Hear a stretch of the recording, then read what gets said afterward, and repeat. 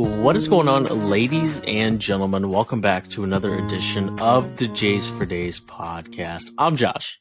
He's Josh. We got Jays Jumpers, Jaron Jackson Jr.'s, John Morant's, Joe Johnson's, Ja Raff's, of course. We've got Jays. We got them for days. Josh, how you doing? Well, maybe if we just, before next season, decide which coach we want to talk about needing to have NCAA tournament success before the season starts, we can just pick the national champion again. Did we pick Dan Hurley? I think you're right. I distinctly remember having a conversation about not picking them to win, but saying at some point this needs to translate to NCAA tournament success. And, well, it sure did.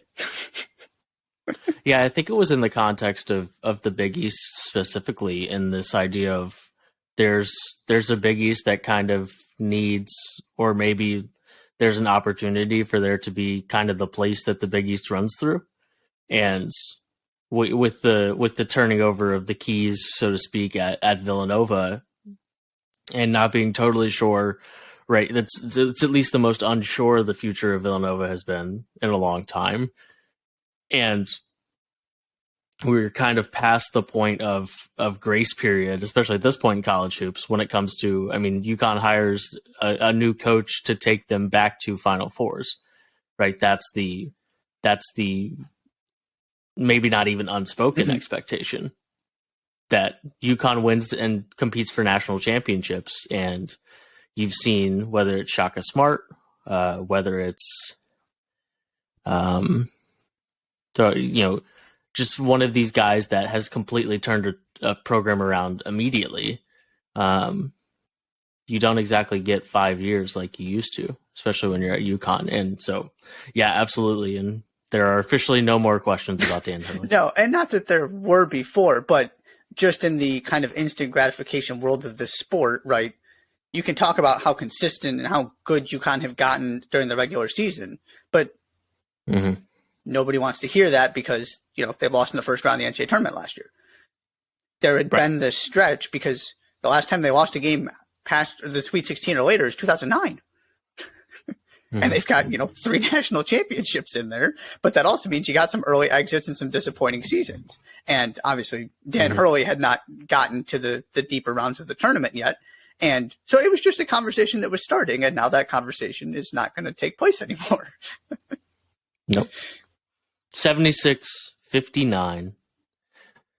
The UConn Huskies beat the San Diego State Aztecs. They jumped on them quick.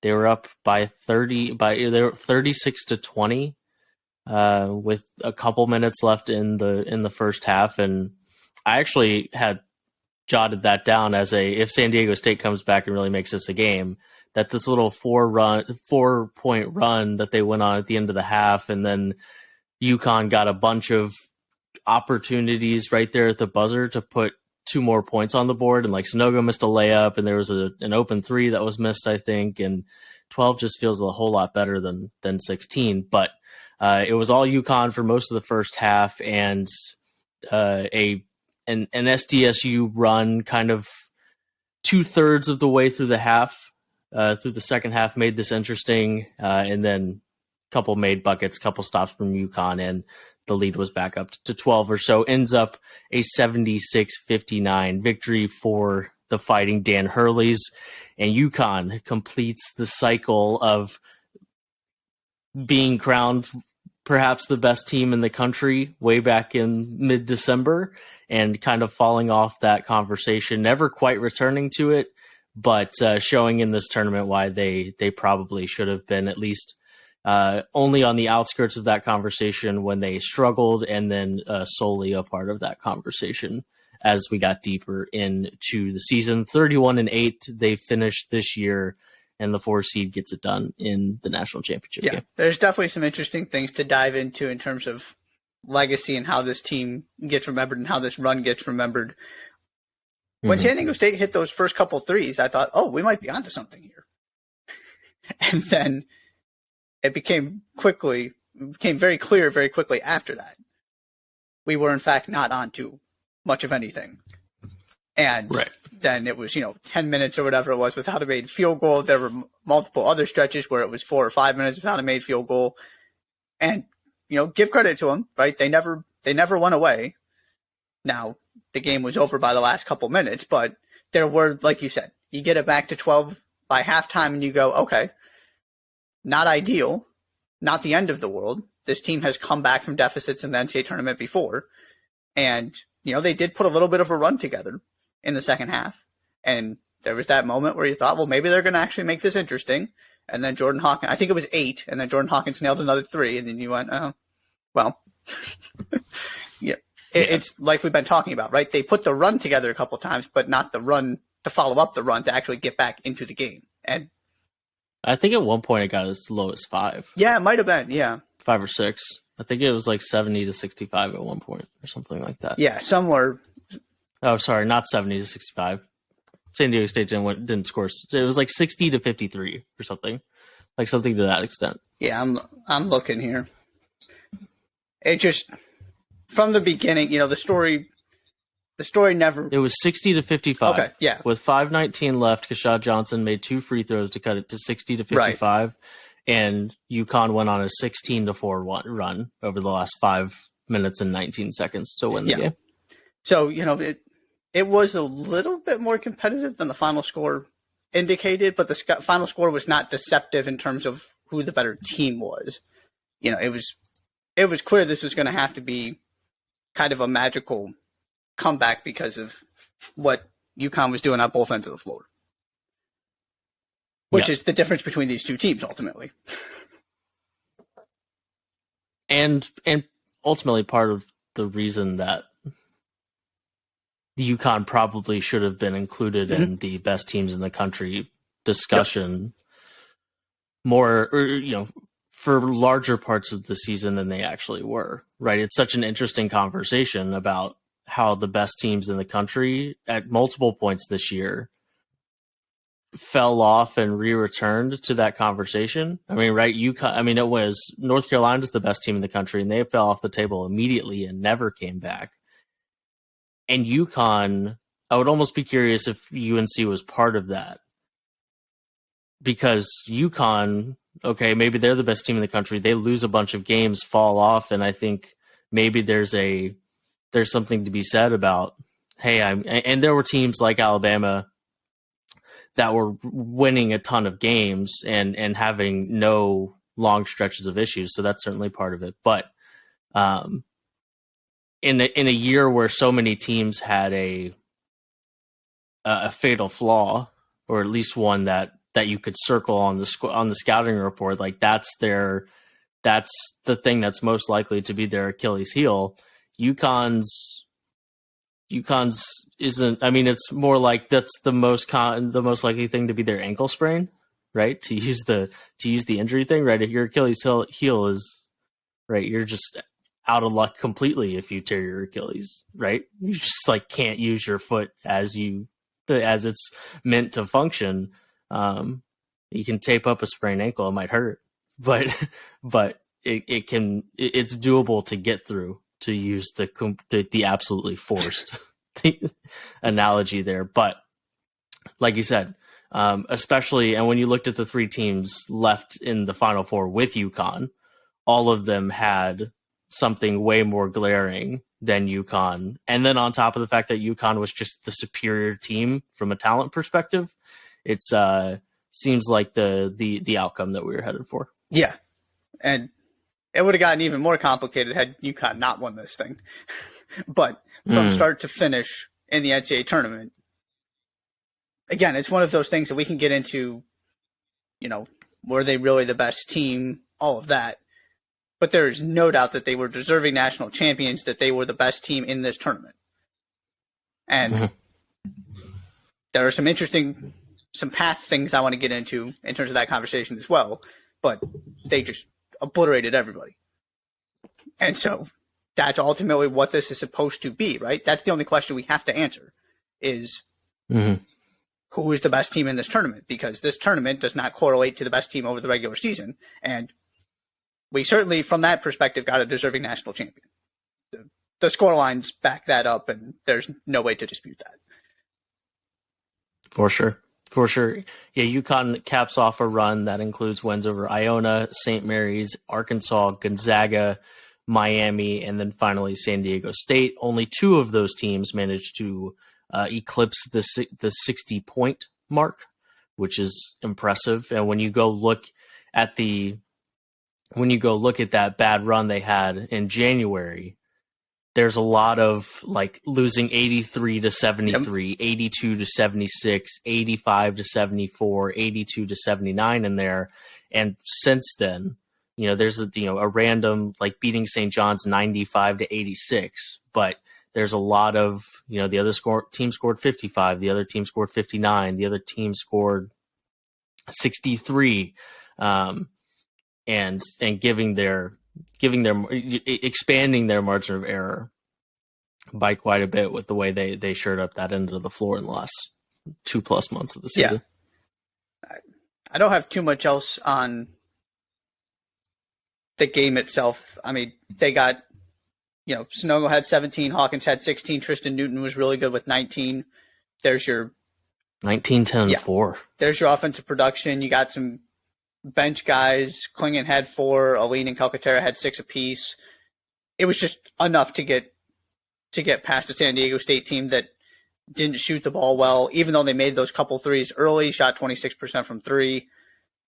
Mm-hmm. They just didn't do enough of the things that they needed to win this game, and got Jade. Okay, so you got 10 points off your bench. Jaden Ledee had 7 of them, but there was a while where they weren't getting anything off their bench, which is a problem for a team that's deep and has players who really produce off the bench. Nathan Mensah ends with 1 point. Sunogo got the better of him. You just, you got 2 5 of 11s from your guards in terms of field goal percentage or field goal attempts. It just wasn't quite enough. No, that's simply the bad. I mean, Matt Bradley, who got off he had more points in the first 180 seconds of the Final Four game than he did in this entire game. 8 points on 2 of 9. It was just one of those games that, it was a game that it had to go, everything had to go right for San Diego State. Yep. It was just one of those games.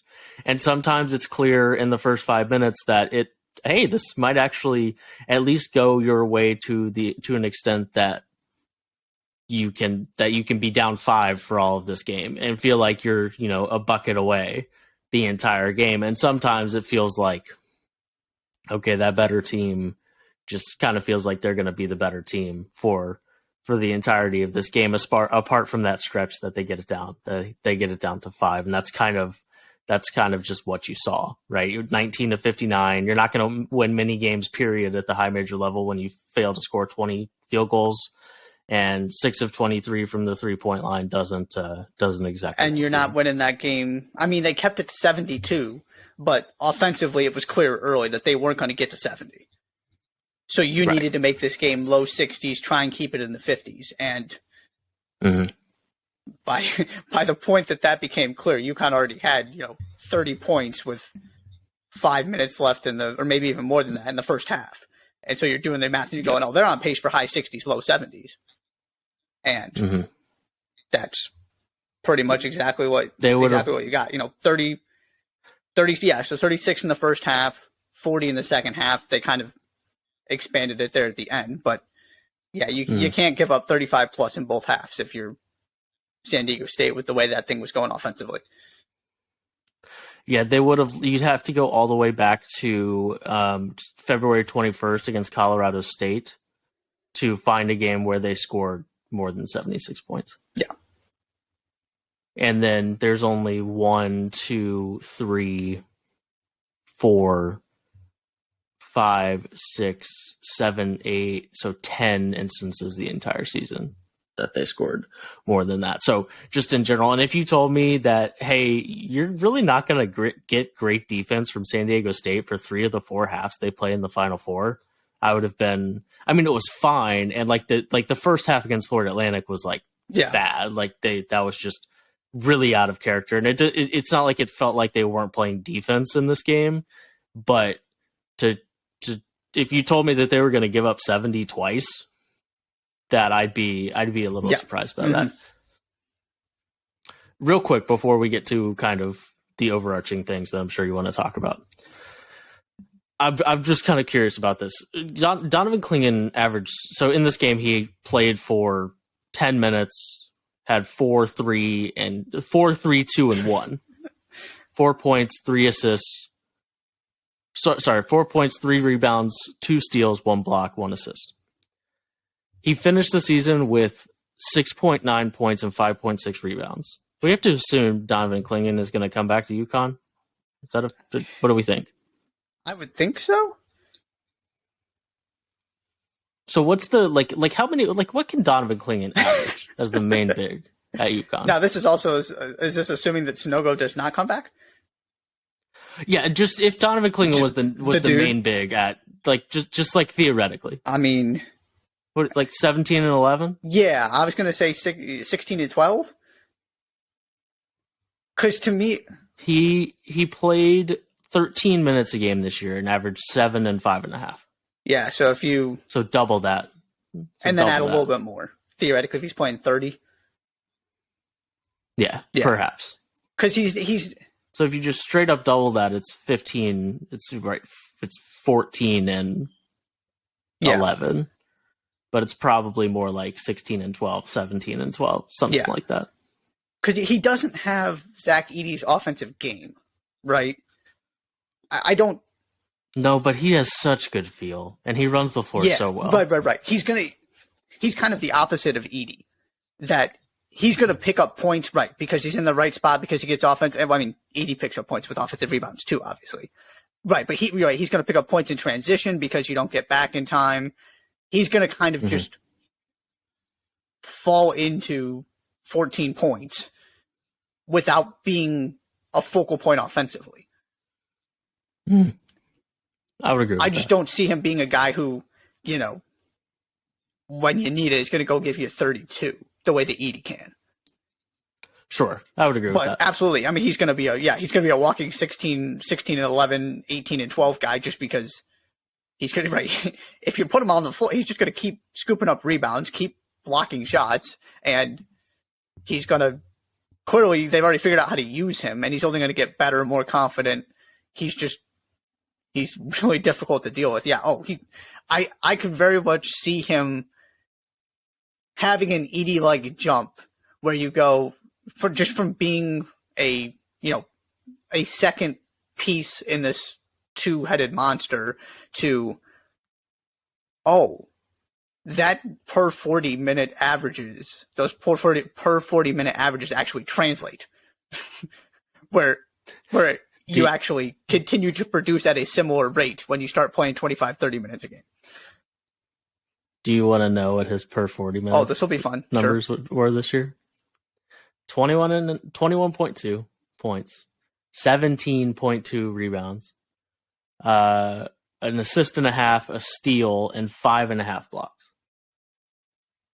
And 5.6 fouls. 5.6 fouls per 40 for a freshman big is honestly could be worse, right? I mean, that inherently means that, right, that 75% of that, right? If he plays 30 minutes a game, so that's 75% of 40. That's less than 5 fouls. And he's also playing knowing that per 40s are also inflated. Yeah, and he's also playing knowing that he's not going to have those minutes, right? If you're Adama Sanogo or Zach Edey or whoever else, when you know that you're supposed to be the guy playing 30 minutes, you've got to treat that a little bit differently.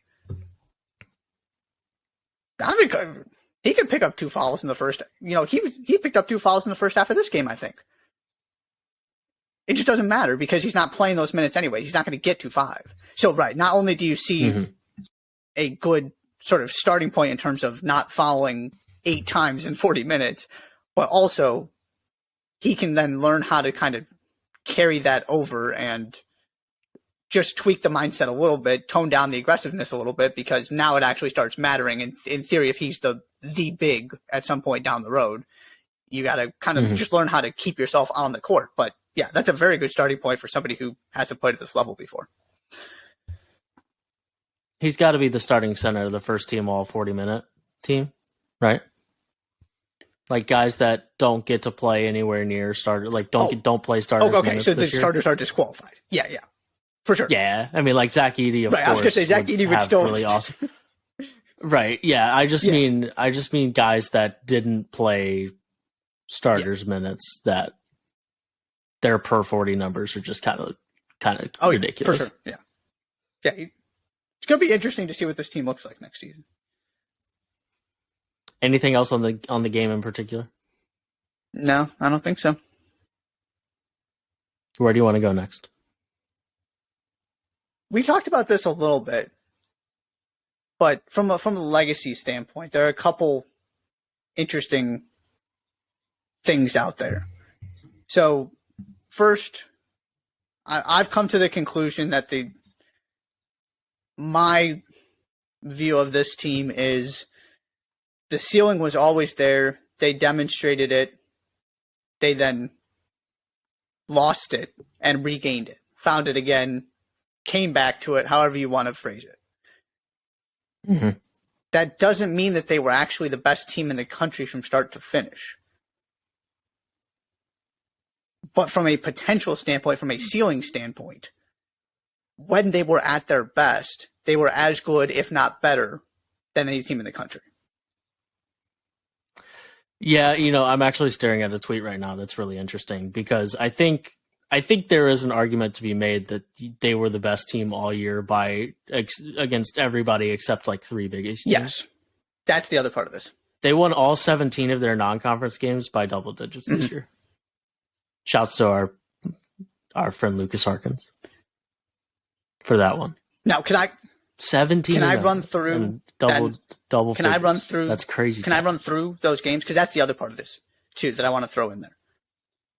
Sure. So, excluding the NCAA tournament, just to start, it was Stonehill, Boston, Buffalo, UNC Wilmington, Delaware. Then you got your stretch of quote unquote marquee non-con games. Oregon, Alabama. Dude, I was looking at the wrong KenPom. I was like, what are you talking about? That's not the beginning of their. I was on San Diego State. Please continue. Oregon, Alabama, Iowa State, Oklahoma State, Florida. Obviously, one of those teams was number 1 overall seed. I can't believe you just left LIU out of there. Okay. Unbelievable. Oh yeah, the 360. To Florida. Yeah. I can't believe you just didn't include LIU. It's fine. It's whatever. I'll let them know. They'll know 114 to 61 win. Is that the team that didn't LIU Brooklyn like just halt all athletics, or was that St. Francis? I think it was St. Francis. One of those Brooklyn teams.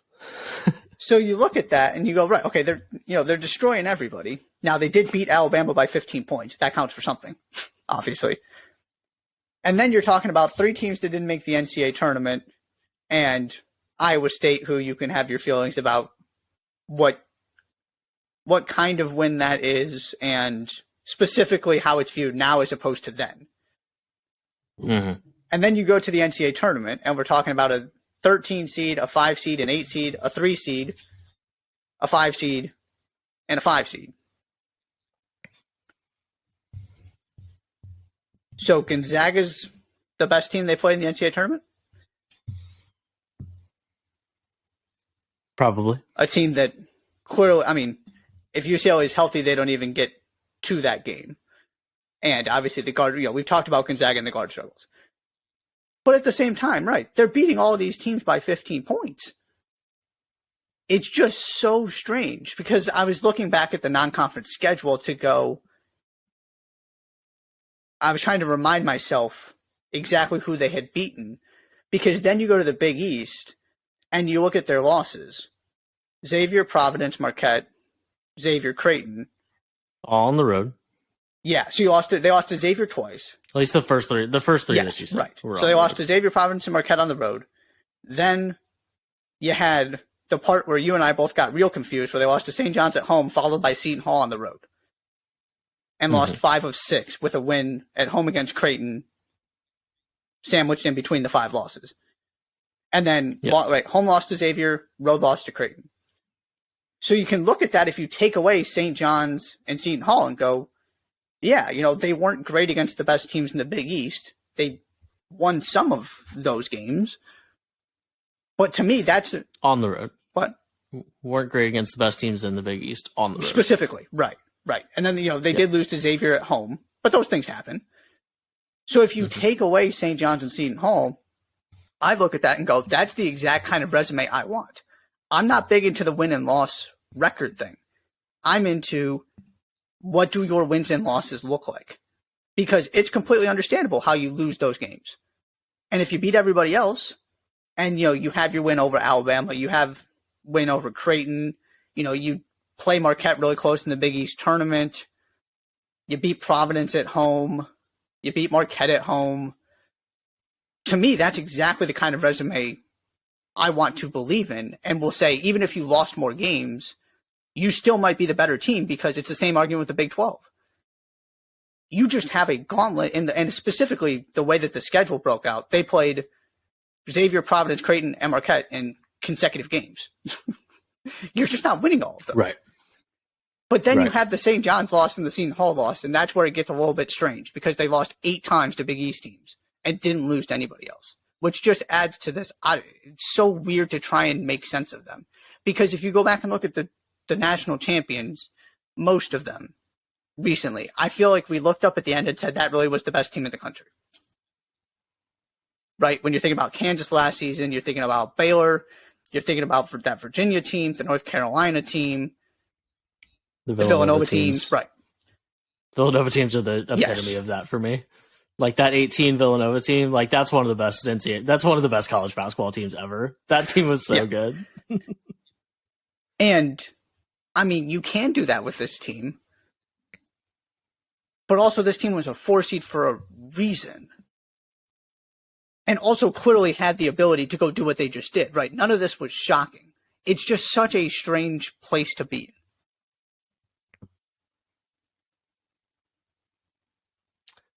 Yeah,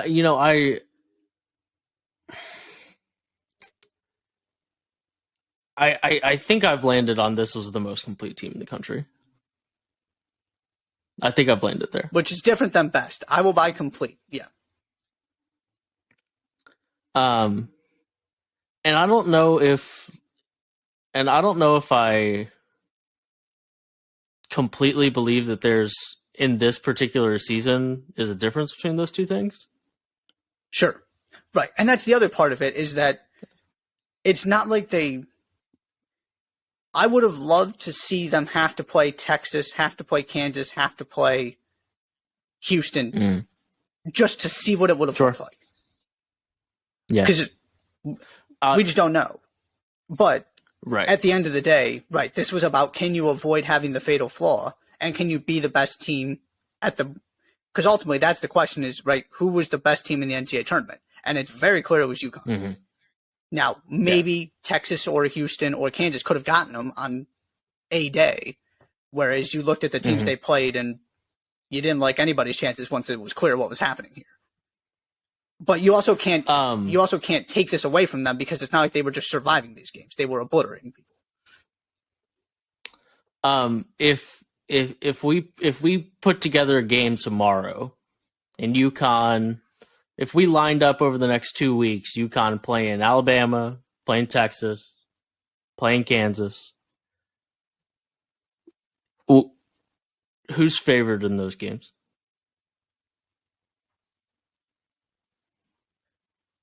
I will say, if I am picking, if we're going to replay this tournament starting tomorrow, I'm picking UConn. 100%. Favored is just weird, because at some point. Right. Yeah. My point was just if San Diego State won last night and I said, okay, let's put them against Texas, Alabama, and Kansas, we still would have picked those 3 teams over San Diego State. Mm-hmm. Absolutely. And I'm picking UConn against all 3 of those teams. You can make a case that maybe you could pick them. At least it's going to be a toss up at the very least. If not, UConn is exactly for the purposes of winning a national championship. This tournament and winning 6 games, they were as good, if not better, than everybody. 100%. And I think that's worth something. Oh, absolutely. I'm not totally sure what.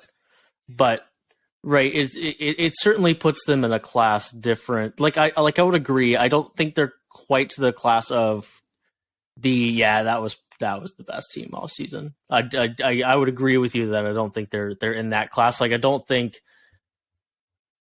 think hindsight is 2020, and it doesn't tell you that they were the best team all season. But they were in the way that it would with some of those other teams. But they're also not in the group of, and we've had a lot of winners. We've had a lot of national champions recently. Like we talk about the tournament not weeding out the best team. It's done a pretty good job at weeding out the best team the last half decade. I mean, the last team that I would say for sure was not the best team in the country would be, I don't know, the 14 UConn team? The Duke team? I guess there's an argument that the 15 Duke team was not the best team in the country. That was probably the UConn team. But also, I'm not totally sure that Duke team was. I'm not totally sure that Kentucky team wasn't equivalent to the 2021 Gonzaga team, because that 2021 Gonzaga team was the best team all year until they played Baylor. Now, of course, Wisconsin beat Kentucky in the Final Four, and it wasn't like it was Duke in the national championship game. But I at least would be open to the conversation about that. But I think you're probably right. That's a good point. There were just, all of those teams were so good that made it to the Final Four that year. But the point being is that, right, this UConn team definitely shouldn't be talked about in the way that the last UConn team was talked about. And I'm not going to act like I, off the top of my head, remember kind of the hierarchy of like the 13 season when Louisville that was won. The other team that came to mind, because you got three different categories, right? You've got the teams that pretty much you just walk away going, that was the best team. You got the ones where you go, well, it's not surprising that they won. Maybe I wouldn't have picked them. Maybe they weren't the best team, but they were clearly in that small group of teams capable of winning a national championship, which is where you put, right, that Duke team, that Louisville team, that, things just kind of fell right for them. They were playing really well at the right time. Nothing surprising, just maybe they weren't the very best team in the country. And then you have they were not the best team in the country, which is basically UConn previous to this team. Right. And this UConn team definitely falls in the middle of, it's not shocking. It's not that they weren't deserving national champions. They just weren't the best team in the country from start to finish, which again is not what this tournament's supposed to decide. So sometimes the best team from start to finish doesn't win because it's about 6 games, and it doesn't, as UConn proved, it doesn't really matter what happens in the middle of the season, and you play a bunch of good teams and you lose to them. It's interesting because I don't remember, like Kansas last year was a little different, but even that Baylor team, there were people ahead of that tournament picking Illinois and the DeSumo, Coburn team to win that game, to win that tournament. It's interesting because I don't have recollection of all of those teams being clear cut the best team in the country. It just doesn't happen all that often that people, like, I think Kansas was kind of that way last year. I think by the time we got to the tournament last year, people were kind of on the same page with that. Maybe I'm just putting my own personal beliefs about that Baylor team in there, because I was very convinced it was a 2-horse race between them and Gonzaga. And I think you were on board with that too. Sure, but that's different than. But we left that tournament. The point being, we left that tournament it pretty clear that Baylor was the best team in the country that year. Which is exactly the point that I'm making here, is that like all of those teams were part of the conversation, and then we kind of got to the end, and it was like, okay, that team was probably it doesn't happen all that often that people are like. Were like unanimous set on who the best team is in the country, and that team ends up winning the national championship. Yeah, because you don't get to see those teams play against each other all that often, right? Because it's not usually 2 teams from the same conference. So you need to go see them navigate the pathway to, because in theory you're going to get some of those matchups along the way, whether it's Sweet 16, Elite 8, Final Four, National Championship game. Right, we finally got to see Baylor play Gonzaga. And then that's what we have to go off of, and it was not particularly competitive, so you go, okay, well, you just have to then crown Baylor the best team because they just beat the team everybody thought was better than them pretty handily. So you have those the group of teams that you feel like if they come out of this thing and look and are playing their best, that they probably were the best team in the country. And then, that kind of sorts itself out over a tournament. Ultimately, where I've landed is that right, of course, hindsight being 2020, but ultimately the place that we landed was one of the teams that at least had one of the most well-rounded, if not the most well-rounded team in the country, won this tournament, and that was probably the best way to go about trying to pick a in this year of everybody sucks, and it's not often that a 1 seed getting beat by a 9 seed in the second round is kind of the hottest thing to do in your bracket, but that's kind of what it was this year, and it's kind of indicative of the season as a whole. And in everybody sucks year, it was probably good practice to pick a team that was the most well-rounded. And as we've talked about throughout this tournament, Texas is on that list, UConn is on that list. And, there were other teams I would have picked that didn't quite make it, but it would have been a lot of teams that made a pretty decent run. Yeah. Exactly. And, it's just weird because, they lose the 1 possession game to Marquette, who then goes on and loses in the second round of the NCAA tournament. Mm-hmm. But then UConn wins the whole thing. And so the other part of this, before I want to get to kind of moving forward, we also have national champions on both the men's and women's sides now that have a combined 0 conference titles this season. How about that? They, by definition, were not the best teams in their own conference. And neither of them won the conference. Now, would UConn have won the conference tournament had they gotten past Marquette? Yeah, probably. But they didn't. And LSU was just simply not the best team in their conference. It's just, and that's not to take away from their national championships. It's just a strange part of this that I have this mental hurdle saying they were the best team in the country and they had nothing to show for it until the NCAA tournament. Now, you can also say, look, the non-conference doesn't count toward that, right? And that's where UConn did a lot of their damage in terms of the regular season. And then they very quickly excused themselves from the Big East regular season conversation. But then once the schedule lightened up, they got a win over Marquette at home. They lost on the road to Creighton, and that's all that happened until they lost to Marquette in the Big East tournament. They were just, DePaul, Georgetown, Seton Hall, Providence, St. John's, DePaul, Villanova were the other games there at the end. So they just had a front-loaded schedule.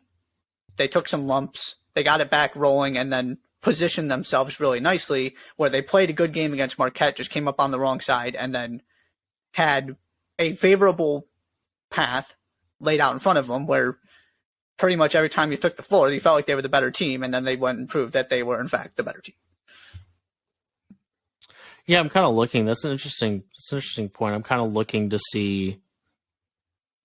So the only team, so like the 19 Virginia team did not win their conference outright, their regular season. They in North Carolina were both 16-2 that year. They also did not win their ACC tournament. They lost to Florida State in the second round, or I guess that would have been the semifinals of the ACC tournament. That says more about the fact that North Carolina also went 16-2 in conference, though. Sure, yeah. I'm just looking. Yeah. It's. I mean, Baylor did not win. The Baylor team that won the national championship did not win the Big 12 outright. Right. No, sorry. Yes, they did. Sorry, they can't. No, Kansas last year did not win. Yes, the Big 12 they shared it with outright. Baylor. Correct. Yeah, they shared it with Baylor. Sorry, the Baylor team.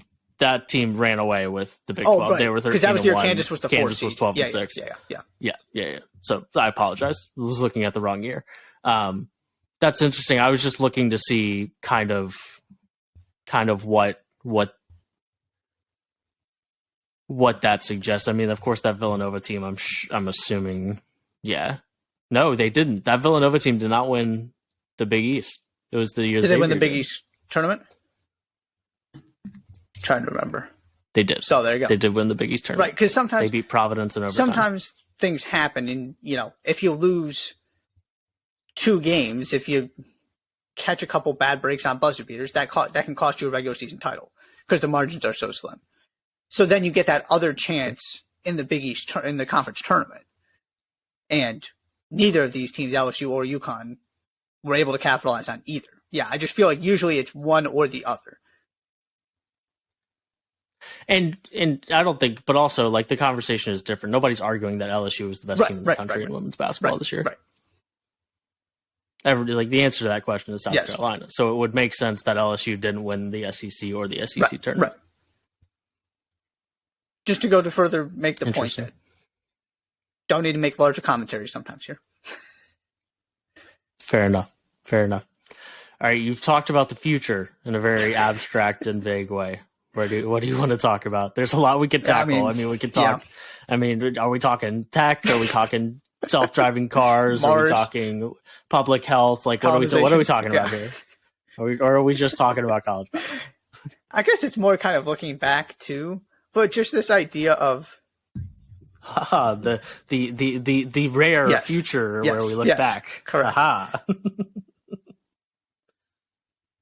Well, two things that are not exactly related. One of them is in the past, one of them is the future. UConn has been the most successful men's basketball program in terms of winning national championships in the country since this started. What is this? Since they started winning. They have 5. Right. Nobody else has more than 3. If I remember the numbers correctly. Which is just fascinating, and I don't really want to get into it. Are they up? Who has 3? Who has 3 in that stretch? North Carolina and Duke, I want to say. So they won the title when? They won the title for the first time 2004, right? No, I believe it was 99. You're right. You're right. Sorry. I'm talking back. Okay, so that includes early the like 01 or whatever Duke team and the 2010 and 2015. Okay. Right. And then UNC was 08 or 07, 09. 09? Is that right? Yes, 2009, yeah. 2009, 2017, and 2000. Oh, then there was like 05 team? 05? I'm attempting to, and failing spectacularly, to get what I'm looking for here. Stand by. Okay.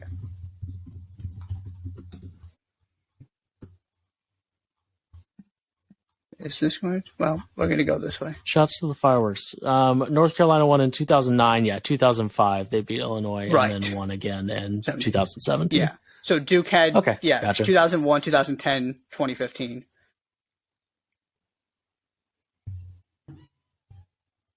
And UConn has 99, 04, 2011, 2014, 2023.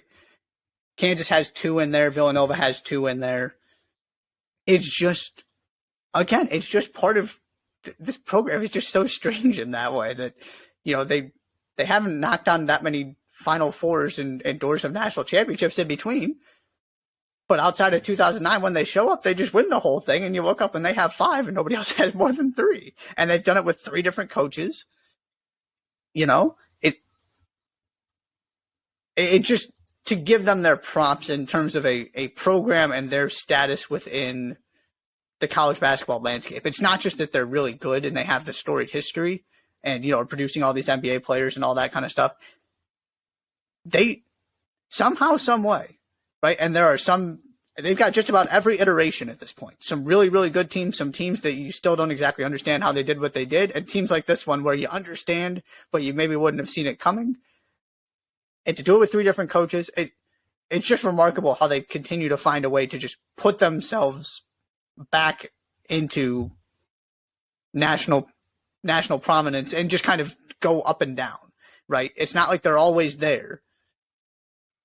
They've been somewhat underwhelming under Dan Hurley so far, but now all of a sudden you look up and you go, oh, these guys are coming because they just did what they did. They've got plenty of guys who are eligible to come back. They've got a really good recruiting class coming in. Donovan Clingan is ready to explode whenever that needs to happen, right? they are back in a big way where theoretically they should be competing for Final Fours consistently moving forward. This doesn't feel the same as the Kemba team or the Shabazz Napier team. This is the opposite of that, where it's not about one guy, it's about how good this program is and what they've got going and what Dan Hurley has built. And then the other side of this, in terms of the future, are they even a top 2 team in the Big East preseason? Now, the answer to that question depends on who comes and who stays and who transfers and all that, but probably not. So you're with me on this. I mean, if Sanogo comes back, then sure. Then it's probably 50-50. Yeah. There's certainly an argument. Just because Marquette and Creighton can basically bring everybody back. Right.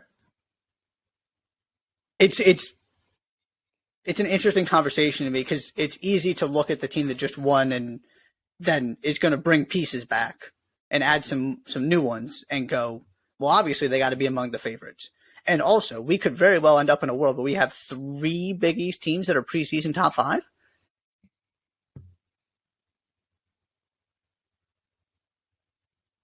I don't know about that.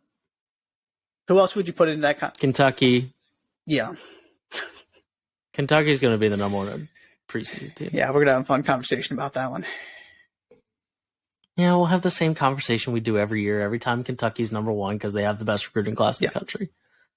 Yes, they will probably be top 5. Duke will be up there.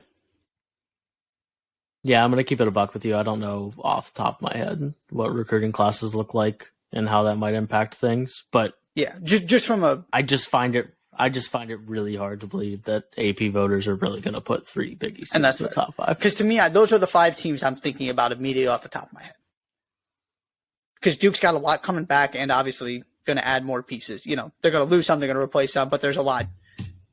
That freshman class is not just departing. There's a good portion of that freshman class that's coming back. You know, your Tyrese Proctors of the world. So they should be up there. My point is just life is very good for the Big East at this moment in time.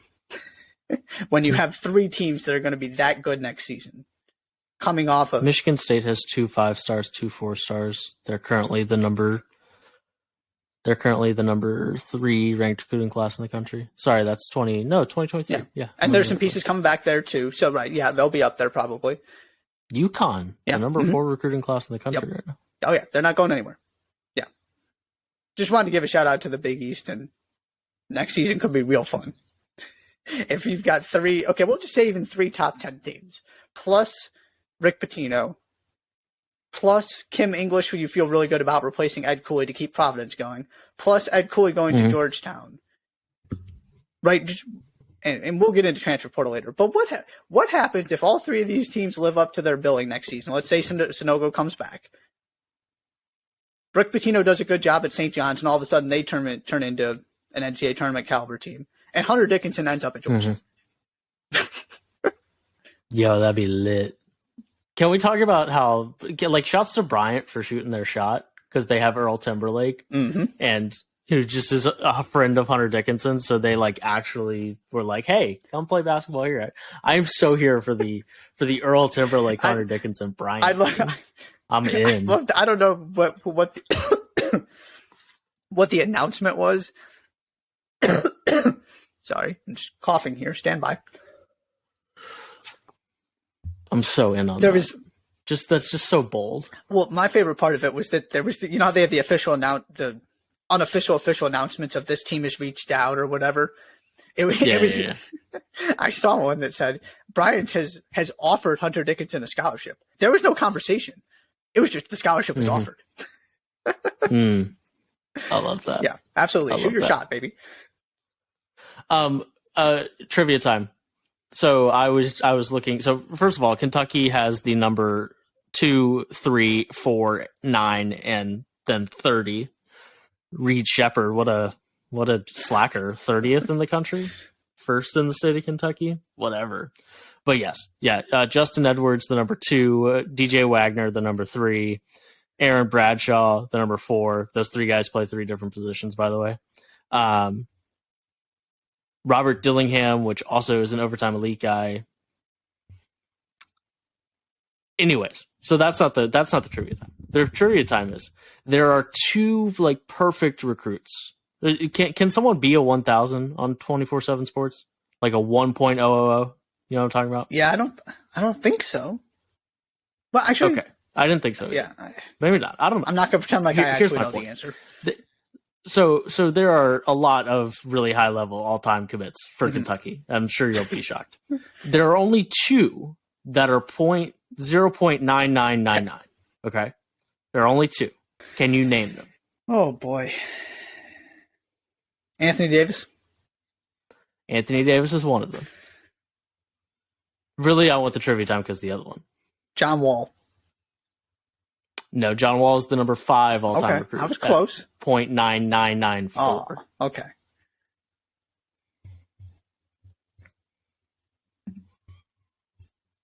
Do I get any hint? Your hint is that this was not a good Kentucky team that this guy was a part of. And if I tell you why it wasn't a good team, it'll give it away. Okay. It wasn't a good Kentucky team because this guy got hurt. This guy got hurt. At least I'm pretty sure. Nerlens Noel? That's correct. Nerlens Noel is the other 0.9999 recruit. He is according to, I don't know why, I don't know if it was because it's more recent, but they were both 0.999s. But Nerlens Noel has the 1 above his head as the number 1 recruit in Kentucky history. Wow. Anyways, that was just interesting to me. Also, like the top 10, Justin Edwards, by the way, the 7th highest recruit ever, and DJ Wagner, the 9th, and the factory continues. The factory is running well in Lexington. Nerlens Noel, Anthony Davis, Scala Bissier, Julius Randle, John Wall, DeMarcus Cousins. That's the top 6. That sounds about right. Kid Gilchrist is 10. Shaden Sharp was 8. See, yeah. Yeah, three of the top 11 in this year's recruiting class. That's ridiculous, even for Kentucky standards. Yeah, 3 of the top 11 all-time recruits in this recruiting class. How about them apples? How about them apples? All right, you got anything else? We'll have to do a retrospective on the season because we had talked about revisiting our preseason predictions. So we'll figure out a plan moving forward. For sure. But for now, that's a wrap. Did you see Max Asmus is in the portal? I did see Max. We're gonna have a lot of portal talk to do too once these guys start making decisions. That's lame. I'm not gonna lie. Like, I get it, but like, telling you. But there was also probably there's no way I'm getting a better Oral Roberts team than I got this year. So let's go try to win a national championship. He was there for longer than I would have been. It's to the point where not only did he deliver, Max Asmus is what, 27 years old at this point. He not only delivered the Sweet 16, right? He actually stayed a while after that. So can't blame him in the slightest. And this team is definitely, I mean, maybe hindsight, that 15 seed team was actually better because they had Kevin O'Banner, but this was still probably the better 100%. team. Anyhow, go get you a chip, Max Asmus. I'm so in. I haven't looked at what his predictions are. I just sort of assume that everybody's going to end up at Memphis, to be honest with you. He kind of feels like the next Kendrick Davis, if I'm really locked in on it, but we'll see. You got anything else? No. It's been a pleasure as always. Another season in the books. Always. There you go. Please subscribe to the Jays for Days podcast on Apple Podcasts, Spotify, and Google Podcasts. Follow us on Twitter at Jays for Days Pod. Check out the YouTube, TikTok, Twitter, all of those fun things. Thank you so much for listening to this edition of the Jays for Days podcast. I'm Josh. He's Josh. And we will see you later.